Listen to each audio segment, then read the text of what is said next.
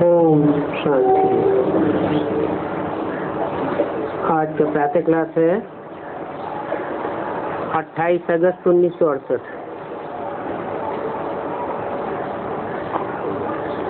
रूहानी बाप के रूहानी बच्चे, ये तो हर एक बच्चे जानते हैं कि हमारा बाबा भी है, टीचर भी है, सदगुरु भी है।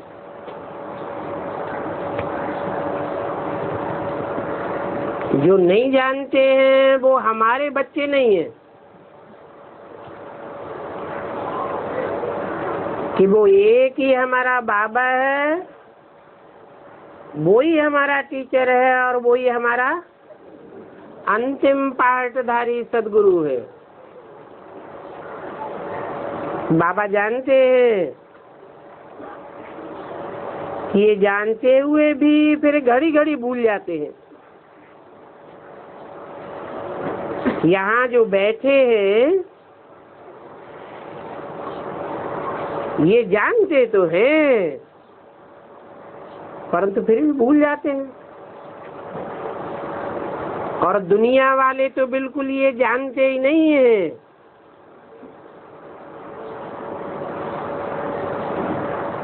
कि बाप, टीचर और सदगुरु एक ही पर्सनालिटी में आया हुआ है और बेहद का बाप, बेहद का टीचर, बेहद का सदगुरु है। बाप कहते हैं सिर्फ ये 3 अक्षर भी याद रहे तो बहुत सर्विस कर सकते हैं।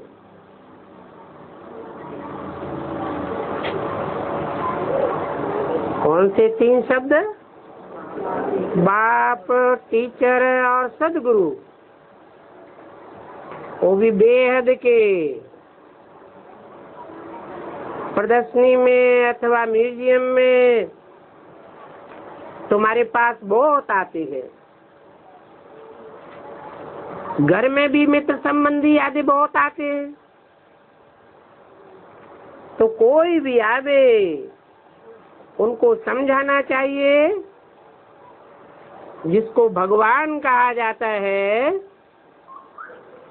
वो हमारा बाप भी है, टीचर भी है और सदगुरु भी है।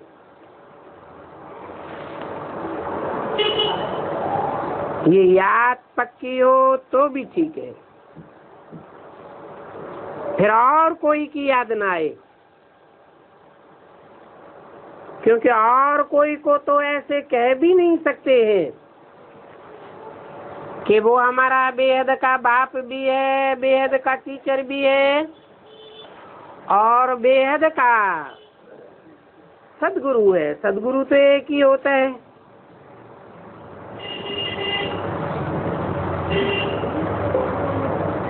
तुम जानते हो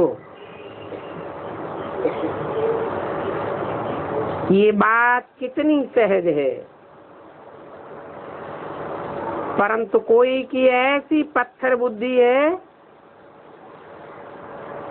जो ये 3 शब्द भी धारण नहीं हो सकते, भूल जाते हैं। बाबा हमको मनुष्य से देवता बनाते हैं,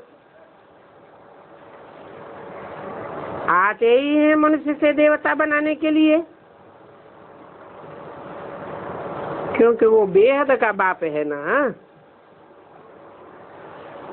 तो जरूर बेहद का वर्षा देंगे और उनका बेहद का वर्षा है ही मनुष्य से देवता बनाने का। देवताओं के पास ही बेहद स्वर्ग का वर्षा होता है। सिर्फ इतना याद करें तो घर में बैठे भी बहुत सर्विस कर सकते हैं, परंतु ये बात भूल जाने के कारण किसको भी बता ही नहीं सकते हैं। घड़ी घड़ी भूल जाते हैं, कल्प के भूले हुए हैं ना। अभी संगम युग में बाप बैठ समझाते हैं वास्तव में इस ज्ञान को बहुत सहज कहा जाता है, सहज राजयोग। बाकी आज की यात्रा से संपूर्ण बनना, इसमें मेहनत है। बाबा हमारा बाप है, शिक्षा भी देते हैं, वर्षा भी देते हैं, पवित्र भी बनाते हैं, क्योंकि पतित पावन बाप है ना। सिर्फ कहते हैं कि सभी को ये कहो कि मुझे याद करो, जबकि मैं पतित पावन हूँ तो जरूर मैं सभी को पतित से पावन बनाऊंगा। सिर्फ ज्ञान सुनाकर थोड़े ही बैठ जाऊंगा।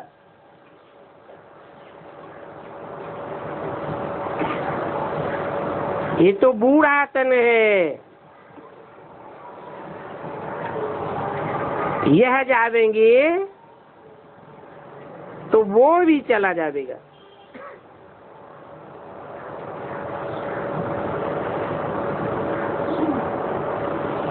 इनके सिवाय और कहाँ भटकता रहेगा? किनके सिवाय? राम और कृष्ण की आत्मा को सिवाय कहाँ भटकता रहेगा? क्योंकि फिर कायदे अनुसार ज्ञान चल नहीं सकता। कब?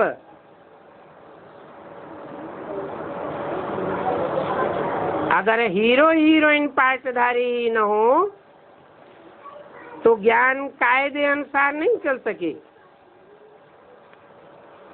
तो कहते हैं उनको तो ब्रह्मा द्वारा ही देना है। बहुत बच्चे समझते हैं मम्मा भी चली गई तो बाबा को भी जाने में कोई देरी थोड़े ही है। अरे ये चला जाएगा तो फिर बाबा समझानी कैसे देंगे?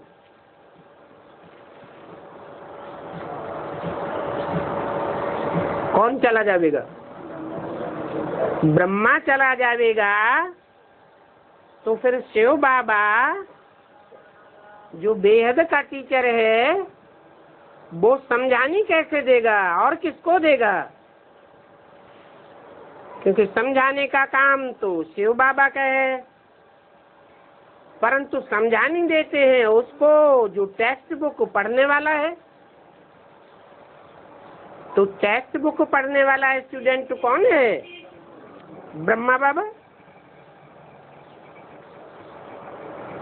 फिर तुम किसके पास आवेंगे? और बाबा भी किस में आवेंगे? क्या दादी में आवेंगे?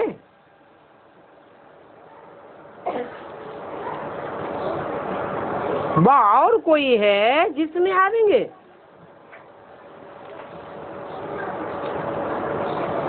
उनके लिए तो एक ही ब्रह्मा है, जिसके तन में आते हैं।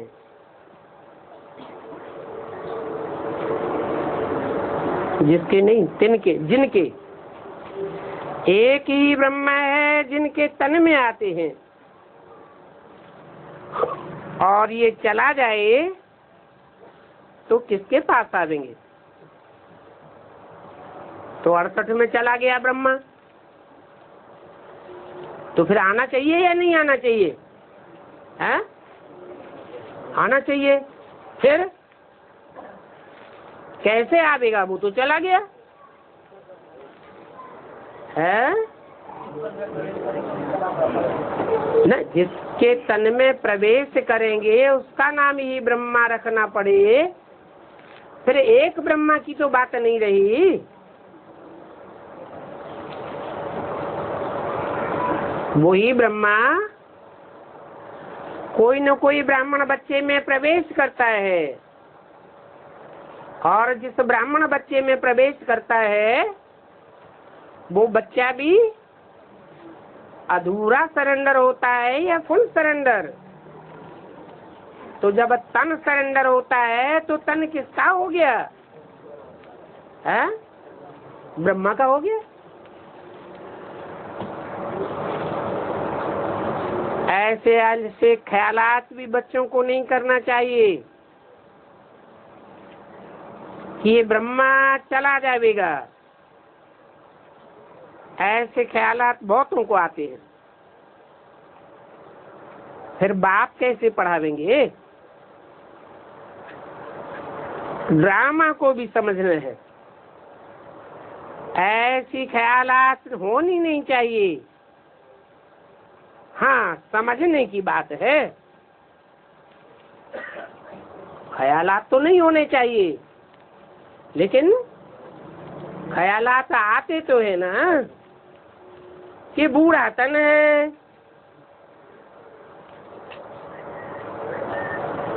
और बूढ़ा तन भी माँ के रूप में बताते हैं। ये कोई बाप टीचर सदगुरु का रूप तो नहीं है। बाबा तो कहते हैं एक ही पर्सनालिटी, बाप भी है, टीचर भी है और सदगुरु भी है। तो कहते हैं कि ये समझने की बातें हैं, और बाप ही आकर के ब्रह्मा के तन में समझाते हैं, टीचर बन करके। बाकी तो सभी भाई बहने हैं। इतना सहज है तो भी कोई पत्थर बुद्धि ऐसे हैं जो कुछ समझते ही नहीं है, बिल्कुल ही बरसना टिपेनी है, कोई काम के नहीं, देखने लायक भी नहीं है। शिव बाबा ऐसे बच्चों को देख करके क्या करेंगे? आगे चलकर तुम्हारी भी ऐसे बच्चों में आंख नहीं डूबेगी। माना अभी तो डूबती है। जो दास दासी बनने वाले हैं उनका मुंह क्या देखेंगे? सबको निश्चय हो जाएगा कौन कौन क्या क्या बनेंगे। बाबा तो सभी बताए देते हैं। बाबा की सर्विस में जरा भी कदम नहीं उठाते हैं तो ये पदम फिर क्या पावेंगे? और पद्मा पदम पति तो सर्विस से ही बन सकते हैं ना। सर्विस ही कदम पर पदम ले आती है। सर्विस के लिए देखो बच्चे कहाँ कहाँ से भागते रहते हैं, कितने कदम उठाते जाते हैं, तो पदमा पदम तो उन्हें मिलेगा ना। ये भी बुद्धि कहती है कि ब्रह्मा कुमारियों द्वारा बनाएंगे और बनेंगे भी। शूद्र को ब्राह्मण तो बनाना पड़े ना, और ब्राह्मण ही न बनाया तो फिर क्या बनेंगे? तो ब्राह्मण बनाने के लिए भी सर्विस तो चाहिए ना।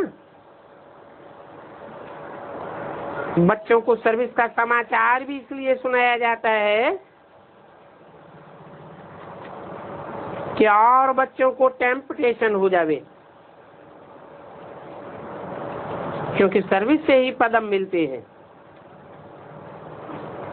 सिर्फ एक बात ही सुनाओ जो दुनिया में और कोई नहीं जानते हैं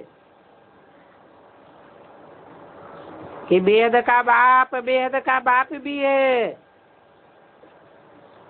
परंतु उस बेहद के बाप का कोई को पता नहीं है। सिर्फ ऐसे ही गॉड फादर कह देते हैं। बहुत तो समझते हैं बिंदी है, निराकार है।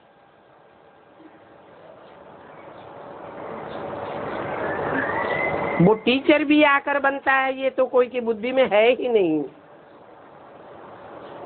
स्टूडेंट की बुद्धि में हमेशा टीचर याद रहता है। तो जो पूरी रीति नहीं पढ़ते हैं उनको अनपढ़ कहा जाता है।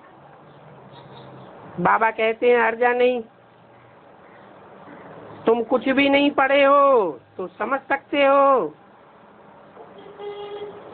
इतना तो जरूर जानेंगे कि हम भाई भाई हैं और हमारा बाप बेहद का बाप है।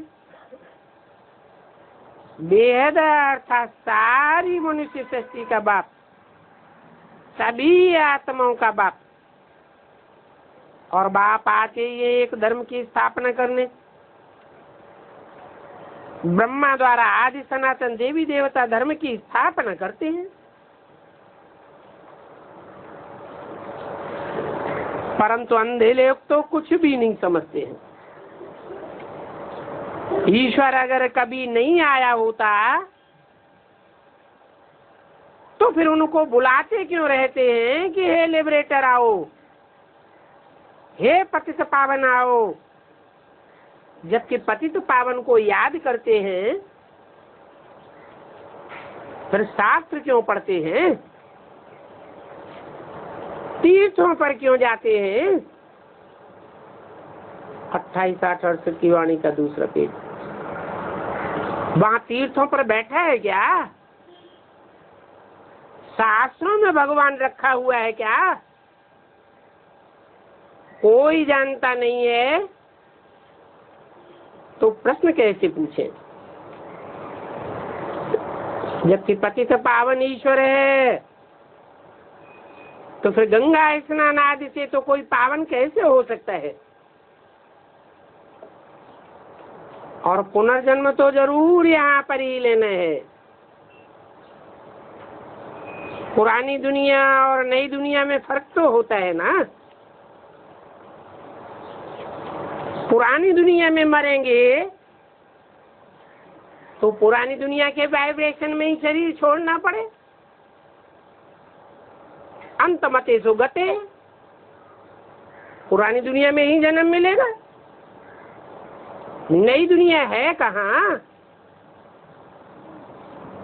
तो जो देवता बने इसको सतयुग नहीं कहेंगे, ये तो झूठ खंड है। हर मनुष्य आत्मा कुछ न कुछ झूठ बोलती रहती है। तो इस कलयुग में फिर स्वर्ग कहाँ से आया?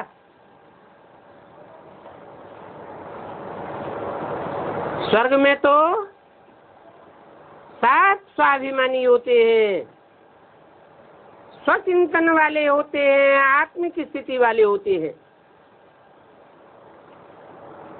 यहाँ तो सब देहाभिमानी है। इन मनुष्यों की तो बिल्कुल ही पत्थर बुद्धि है। जहाँ पर भी थोड़ा सुख देखते हैं तो समझ लेते हैं यहाँ तो जैसे स्वर्ग लगा पड़ा है। अमेरिका में जाएंगे समझेंगे यहाँ तो स्वर्ग बन गया, बिल्कुल ही जैसे जट बन पड़े हैं। यहाँ तो बाप समझाते हैं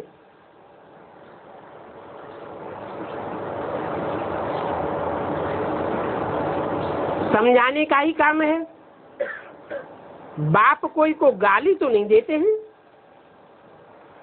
बाप शिक्षा भी देते हैं, सभी की सदगति भी करते हैं। और भगवान बाप है तो जरूर बाप से कुछ मिलना चाहिए ना। बाबा अक्षर ही ऐसा है जो कि उससे वर्षे की खुशबू जरूर आती है। और भले कितने भी काका मामा चाचा आदि हों, परंतु उन सब संबंधियों से वर्षे की खुशबू नहीं आ सकती। तो इन बातों को अंतर्मुख होकर के समझना है कि बाप ठीक तो कहते हैं ना। और गुरु के पास तो कोई जायदाद होती ही नहीं है। वो दुनियावी गुरु लोग तो खुद ही घर बार छोड़ करके जंगल में चले जाते हैं।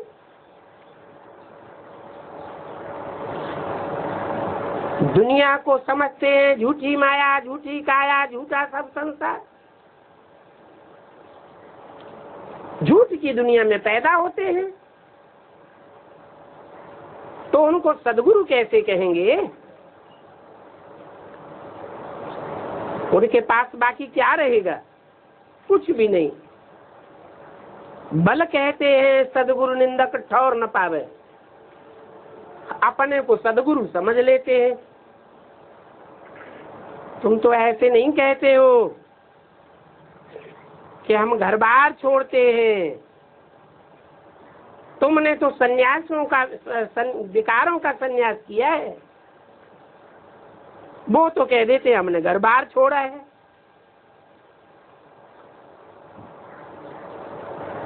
अगर यहाँ भी कोई ऐसे हैं जिनके मुंह से बार बार ये निकलता है कि हमने घर बार छोड़ा है, हमने बड़ा भारी त्याग किया है,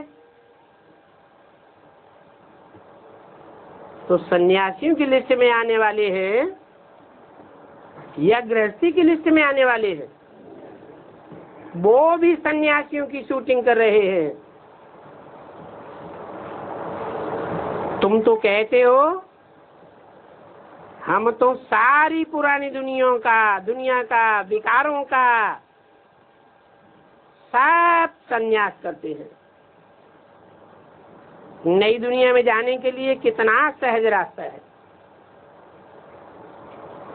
हम सन्यास करते हैं सारी पुरानी दुनिया, सारी तमो प्रधान सृष्टि का। बुद्धि से सन्यास करने की बात है। सतयुग तो है ही नई दुनिया। ये भी जानते हो यो पहले दुनिया जरूर थी। सभी गाते हैं स्वर्ग, पैराडाइज, परंतु वो लोग तो सिर्फ कहने मात्र कह देते हैं। उस पैराडाइज, उस स्वर्ग की समझ तो कुछ भी नहीं है कि क्या होता है, कब हुआ था। अभी बाप बच्चों को कहते हैं सिर्फ ये विचार करो कि बाबा हमारा बाबा भी है, शिक्षक भी है, सदगुरु भी है और सभी को ले जाने वाला है। अक्षरी है मन मना भव।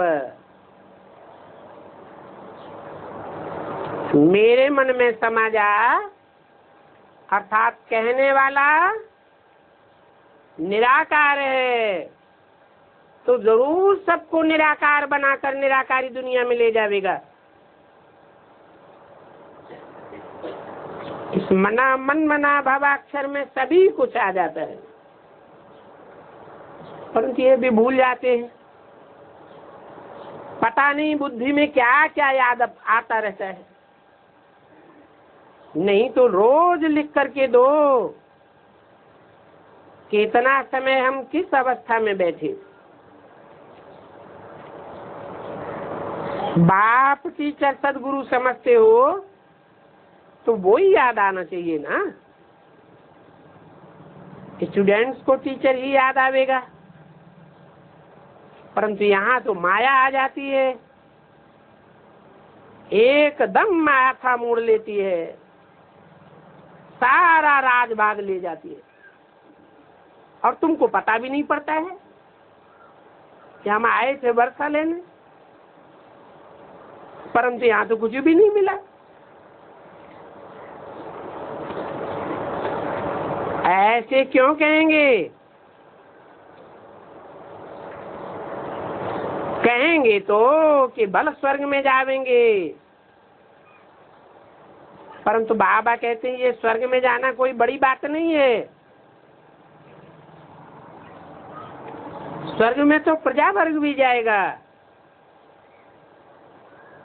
प्रजा बनने के लिए तो सिर्फ संदेश लेना होता है।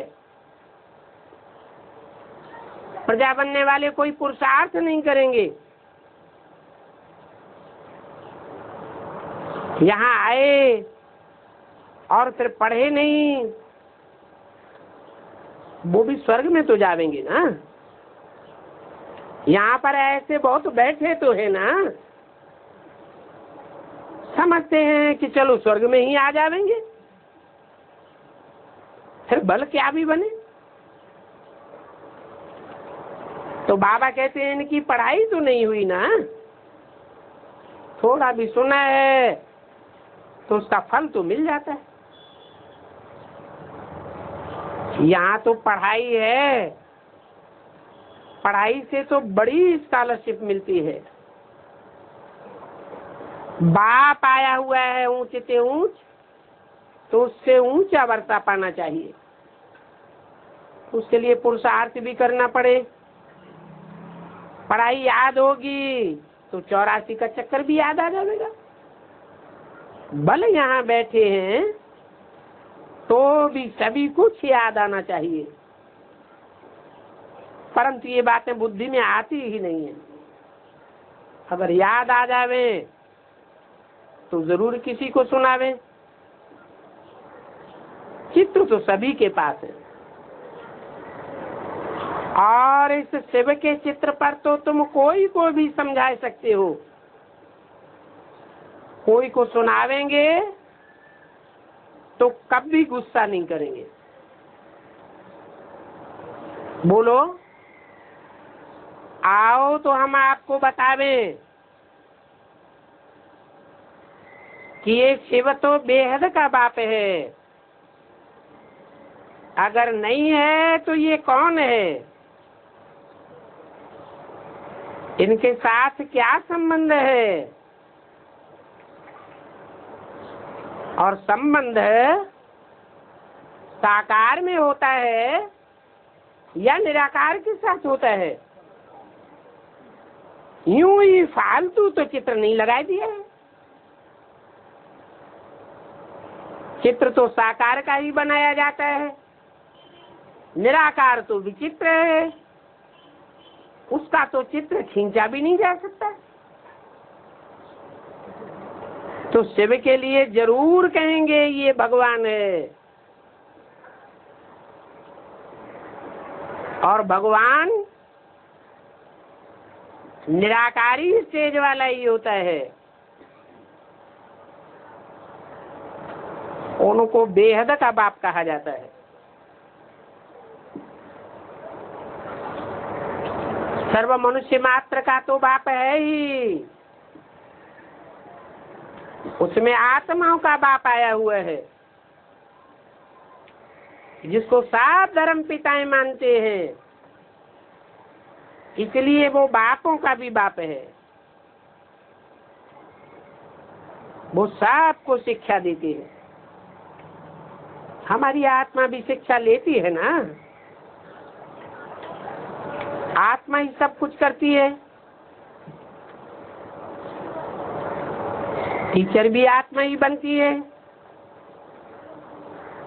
और ये वेद का बाप भी ये रथ लेकर के पढ़ाते हैं। आकर के सतयुग की स्थापना करते हैं। कलयुग का नाम निशान गुम हो जाएगा, फिर कलयुगी मनुष्य आवेंगे कहाँ से। सर्वसेवल बच्चों को तो सारा दिन ख्यालात चलाते रहना है। अगर सर्विस नहीं करते हैं तो मनन चिंतन मंथन में बुद्धि भी नहीं चलती है। जैसे कि सदैव बुद्धू हो करके बैठे रहते हैं, बाप को भी नहीं समझ सकते हैं। ये भी नहीं जानते कि पतित पावन बाप को ही याद करने से वर्षा मिलेगा।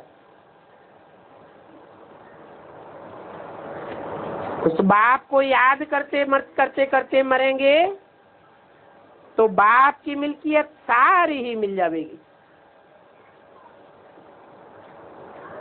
अंतमते सुगते हो जाएगी,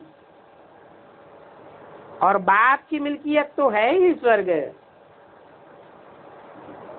बैज भी बच्चों के पास है, घर में मित्र आदि आते तो बहुत रहते हैं, कोई मरता है तो भी आते रहते हैं, उनकी भी तुम बच्चे सर्विस कर सकते हो।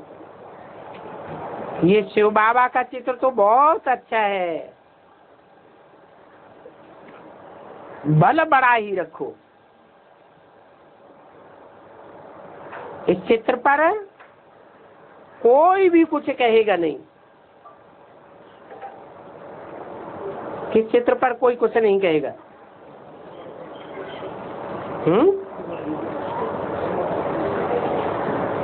कौन से चित्र पर नहीं कहेगा?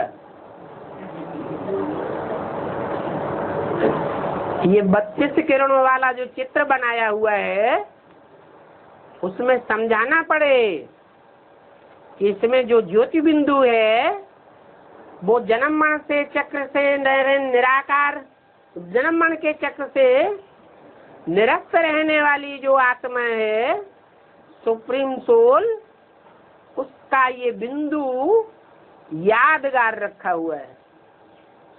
और ये बिंदु लिंग में रखा हुआ है, अर्थात निराकारी तेज धारण करने वाले स्वरूप की यादगार है। इसको जैसे कि हाथ, पांव, नाक, आंख, कान, इंद्रियां हैं ही नहीं, आंखें होते हुए भी जैसे कि पतित सृष्टि को देखता ही नहीं है। जिन बच्चों को देखता है उनके पावन स्वरूप को देखता है, उनके तमो प्रधान वर्तमान स्वरूप को नहीं देखता है। तो इस चित्र को देख करके कोई कुछ भी कहेगा नहीं,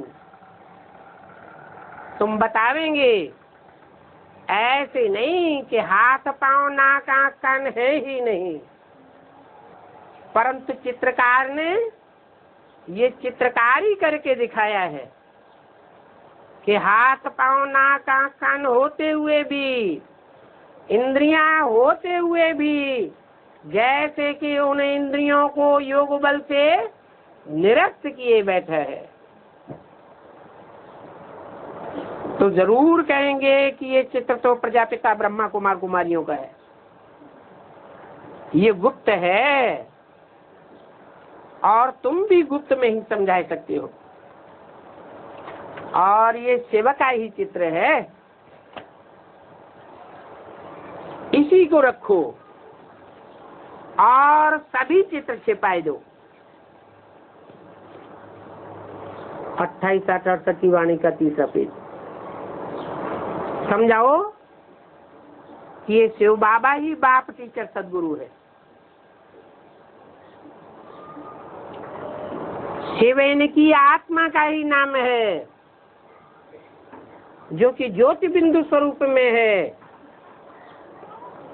और बाबा तो साकार को कहा जाता है, ग्रैंडफादर को कहा जाता है, अथवा बूढ़े को कहा जाता है, परंतु ये एक ही पर्सनालिटी है जो हमारा बाप भी है, टीचर भी है, सदगुरु भी है। और ये आते ही हैं नई दुनिया की स्थापना करने के लिए।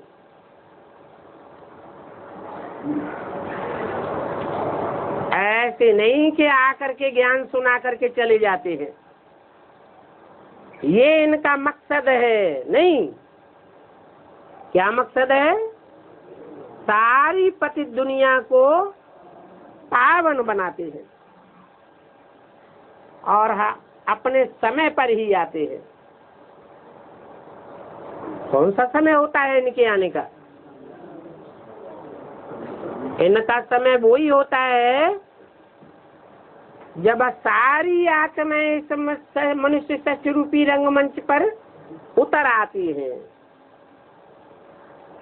मनुष्य आत्माओं की बात है, मनुष्य मनन चिंतन मंथन करने वालों को कहा जाता है। बाकी तो 700 साढ़े 700 करोड़ मनुष्य भी है, परंतु वो आत्माएं तो जैसे कीड़े मकोड़े मिसले जो आए और गए। तो जो मनुष्य मात्र है इस सृष्टि पर आने के बाद चौथी तमो प्रधान अवस्था में होते हैं, तब ही मैं आता हूँ। कहें द्वापर के अंत में क्यों नहीं आते? तो द्वापर के अंत में तो फिर बहुत सी ऐसी आत्माएं हैं जो परम धाम से ततो प्रधान स्टेज में उतरेंगी और सात्विक पार्ट बजावेंगी। उस समय बाप को आने की दरकार नहीं है। बाप तो आते ही तब है जब सबको ये आस छूट जाती है कि अब इस दुनिया का उद्धार करने वाला कोई भी नहीं है, तो अपने समय पर ही आते हैं। ये ज्ञान तो तुम बच्चों की बुद्धि में बैठा ही हुआ है। बोलो, इस शिव बाबा को याद करो और कोई को भी याद नहीं करो। शिव बाबा ही पतित पावन है। तो वो कहते हैं कि मेरे को ही याद करो। मेरे को ही याद करेंगे तो तुम मेरे से ही आकर के मिलेंगे, नहीं तो जिसको परसेंटेज में याद करेंगे उनको ही जाकर के मिलेंगे। तुम ये गुप्त में सर्विस कर सकते हो, बता सकते हो ये लक्ष्मी नारायण जिनकी संसार में या शास्त्रों में कोई भी ग्लानि नहीं है, ये भी इतने श्रेष्ठ इस नॉलेज से ही बने हैं। जो नॉलेज शिव बाबा आकर के देते हैं, वो कहेंगे कि शिव तो है निराकार। फिर वो कैसे आते हैं? बोलो, तुम्हारी आत्मा भी तो निराकार है, वो कैसे आती है? वो भी तो ऊपर से ही आती है। सभी आत्माएं ऊपर से आती है, नहीं तो इस दुनिया की आबादी कैसे बढ़ती जाती है? सभी आते हैं पार्ट बजाने के लिए, आने के बाद वापस जाने का रास्ता सब भूल जाते हैं। तो बाप आकर के मुक्तिधाम का रास्ता बताते हैं, समझाते हैं कि मैं बैल पर तो नहीं आ सकता। जो मंदिरों में और चित्रों में तुमने बैल दिखाई दिए हैं,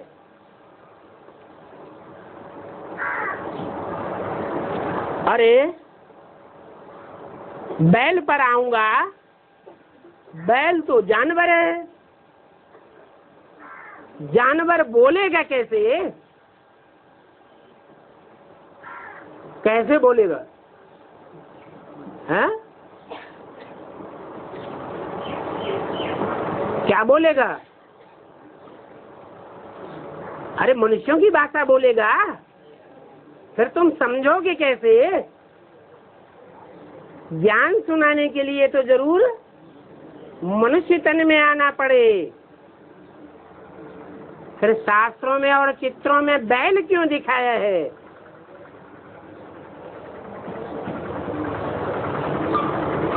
हैं? बैल बैल वृत्ति का प्रतीक है, सृष्टि उत्पन्न करने का प्रतीक है। और साधारण बूढ़े तन में आते हैं,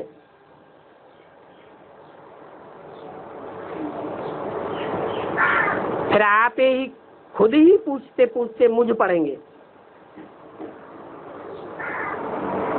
बच्चों को बात करने की बड़ी युक्तियां चाहिए। कोई कहे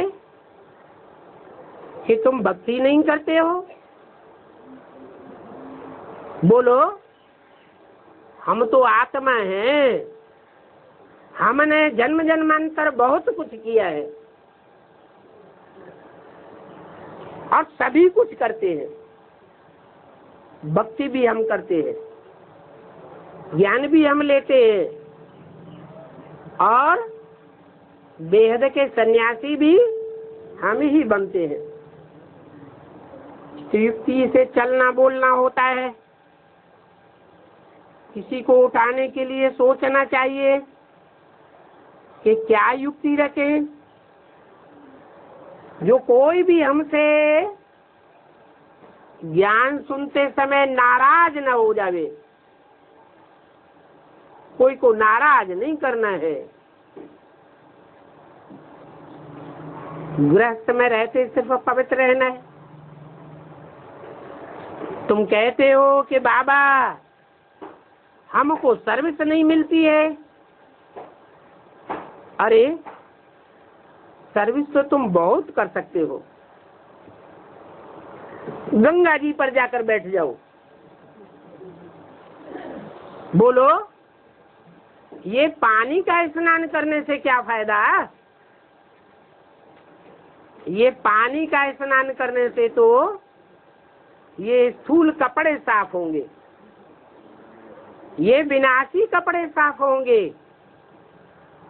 हद के कपड़े भी साफ होंगे और बेहद का शरीर रूपी वस्त्र भी इस पानी से साफ होगा।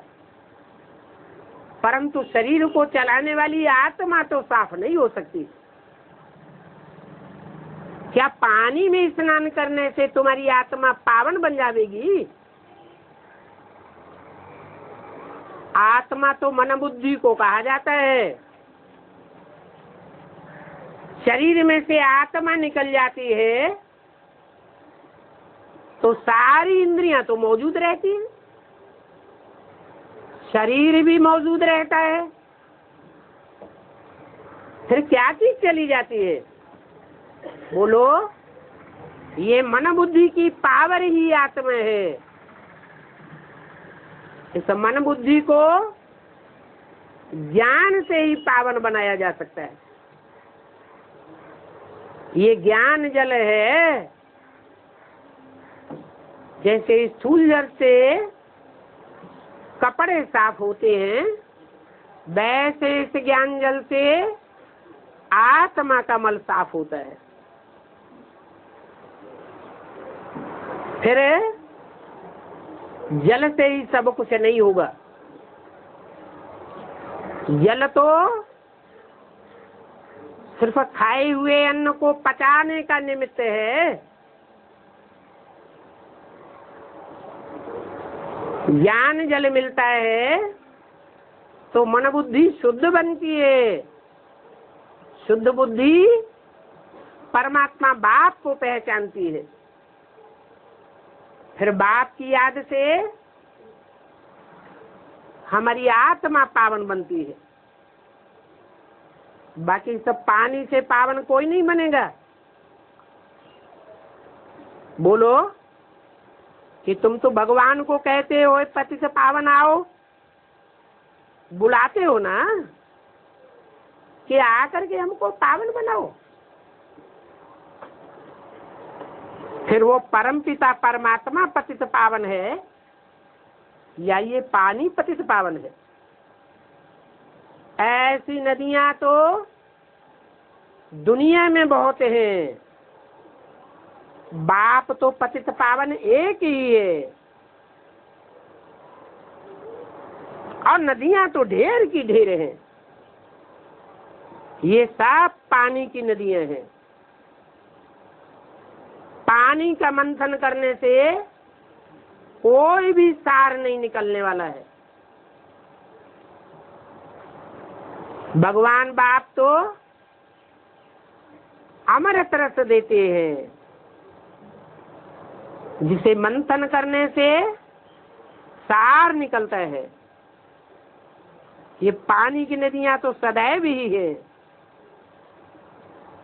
और सदैव इनमें स्नान करते रहने से अगर कोई पावन बनता तो फिर भगवान को आने की क्या दरकार? फिर भगवान को बुलाते क्यों हैं?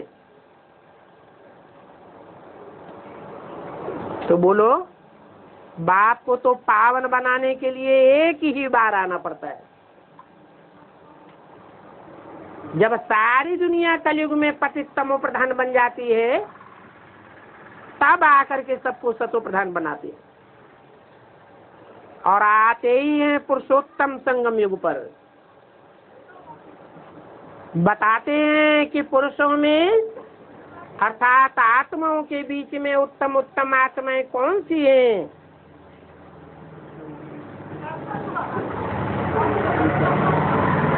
जो माला के संगठन में आती है। इस संगठन रूपी माला को हर धर्म की मनुष्य आत्मा याद करती है, सिमरती है। वो माला भगवान ने ही आकर के बनाई है। माला संगठन को ही कहा जाता है। बाप ही आकर के पावन बनाते हैं। वहां नई दुनिया में तो कोई भी पतित तो होता ही नहीं है। उसका नाम ही है स्वर्ग।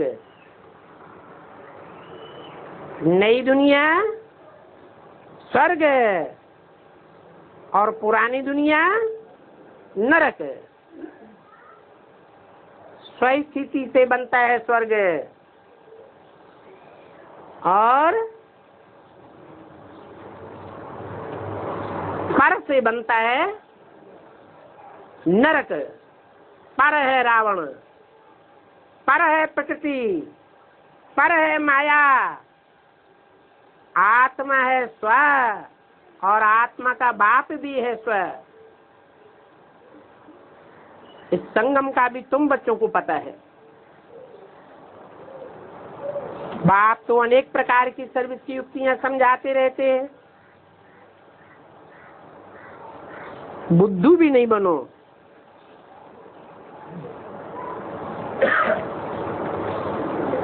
नहीं तो शिव के मंदिर में बुद्धुओं की भी यादगार दिखाई जाती है। कौन है? हैं? कबूतर।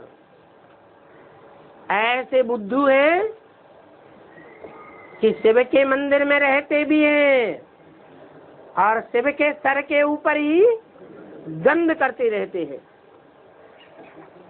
मुख से आवाज नहीं निकलती है। कैसी आवाज निकलती है? गुटर घूम करके अंदर ही अंदर घुमड़ती रहती है। ऐसी आवाज निकलती है जो कोई समझ भी नहीं सकता।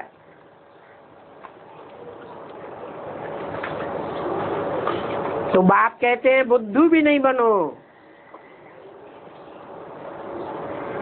ऐसी कबूतर जैसी बुद्धि नहीं होनी चाहिए। वहां पैरट्स भी होते हैं, उनको ज्ञान की कंठी होती है। मंदिर में भी देखे जाते हैं तो बाहर की दुनिया में भी उड़कर जाते हैं और ज्ञान की आवाज कर देते हैं।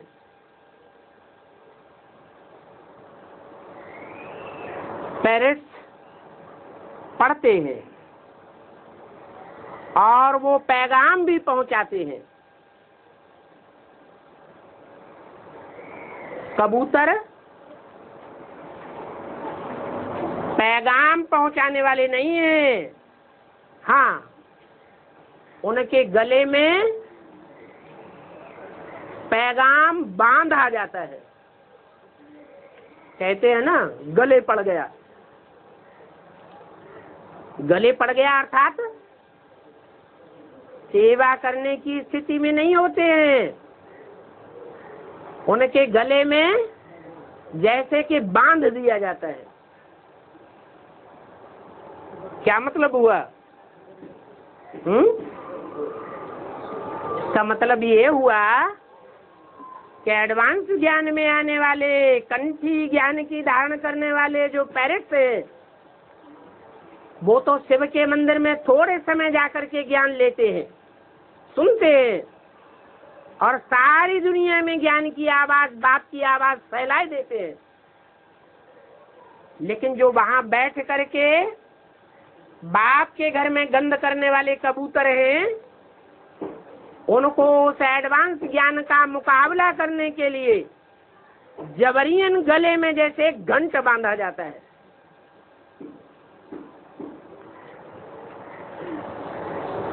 ये जैसे कि गले पड़ गई सर्विस। गले पड़ना अर्थात इच्छा नहीं है, लेकिन करना पड़ता है। तो ऐसे ऐसे कबूतर भी होते हैं। तुम तो पैरेट्स हो,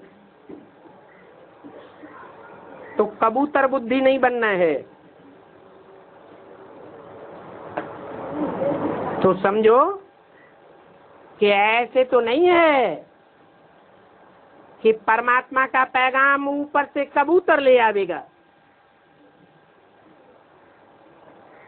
वो क्या समझते हैं कबूतर, और क्या समझाते हैं? वो पब्लिक को समझाते हैं कि भगवान बाप ब्रह्मा के तन में आया और हमको सारा ज्ञान सुना करके ऊपर चला गया। अब हम भगवान बाप से पैगाम लेकर के आ रहे हैं और तुमको दे रहे हैं। हमारा भगवान बाप से डायरेक्ट कनेक्शन है, इसलिए हमारी बात मानो। बाप कहते हैं मैं ऊपर बैठ करके कोई किसी को प्रेरणा नहीं देता हूं।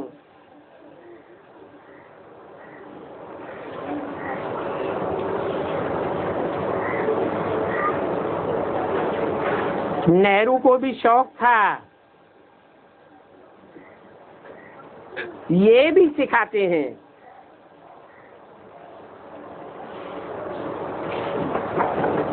उनके पाँव में लिख करके बांध दो तो कबूतर पैगाम कहीं भी ले जाएंगे। अब पाँव में बांध दो या गले में बांध दो, बात तो एक ही है। उन कबूतरों को रोज दाना मिलता है। क्या मंदिर में ही उनको रोज दाना मिलता है, तो कहीं भी उनको भटकने की दरकार नहीं है। तुमको भी यहाँ दाना मिलता है। तुम्हारी बुद्धि में विश्व की बात चाहिए बैठी हुई है, तुमको तो यही मिलनी है। और वो भी समझते हैं कि दाना यहाँ ही मिलता है, तो फिर हिर जाते हैं। तुम तो चैतन्य हो, माना तुम तो मानवीय बुद्धि हो, मनन चिंतन मंथन करने वाले हो। तुमको तो अविनाशी ज्ञान रत्नों का दान मिलता है। अविनाशी कब बनते हैं? ज्ञान रत्न भी अविनाशी कब बनते हैं?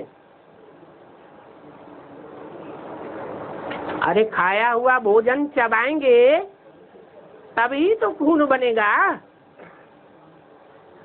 तो तुम्हें जो भगवान ज्ञान रत्न देते हैं, उनका तुम मनन चिंतन मंथन करते हो। कब करते हो? जबकि दूसरों को सुनाते हो तो तुम्हारे अंदर मंथन चल पड़ता है, वो तुम्हारी अपनी चीज बन जाती है। तो कहेंगे तुमको दान मिलता है भगवान से, और अविनाशी दान मिलता है। शास्त्रों में भी लिखा है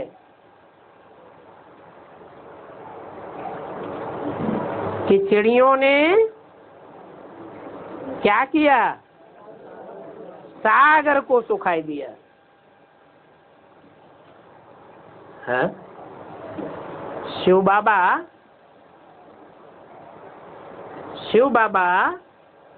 ज्ञान सागर है या शिव ज्ञान सागर है?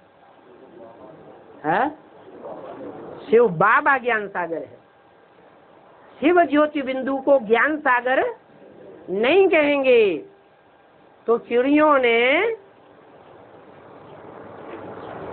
पक्का निश्चय कर लिया था। क्या निश्चय किया है?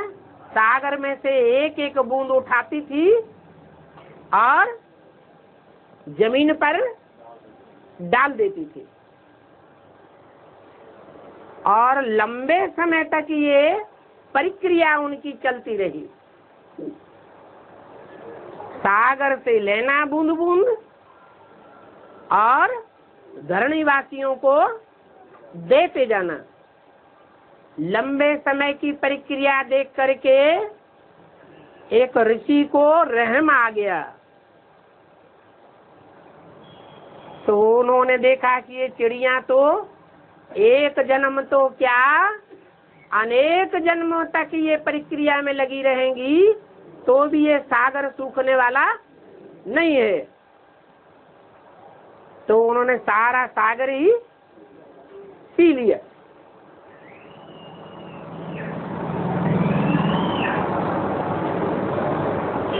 सागर सूख गया। लेकिन इस सागर को सुखाने के लिए निमित्त मात्र संकल्प करने वाला कौन हुआ? ऋषि ने संकल्प किया पीने का, सुखाने का, या चिड़ियों ने संकल्प किया? संकल्प का बीज डालने वाला वो बाप कौन हुआ? जनक कौन हुआ? वो चिड़िया बनी। तो बताया कि शास्त्रों में भी एक कथा लिखी हुई है, तुम्हारी यादगार है, कि चिड़ियों ने सागर को सुखाए दिया, हप कर लिया। बहुत कथाएं लिख दी है। मनुष्य तो कहते रहेंगे, सत्यवचन महाराज शास्त्र सुनते जावेंगे, परंतु उसका गुह्यार्थ समझ में नहीं आता है। फिर कहते हैं कि सागर से देवताएं निकले, जो रत्नों की थालियां भर भर करके ले आए। वो भी सुन करके कहेंगे सत्य। अब समुद्र में से देवताएं कैसे निकलेंगे?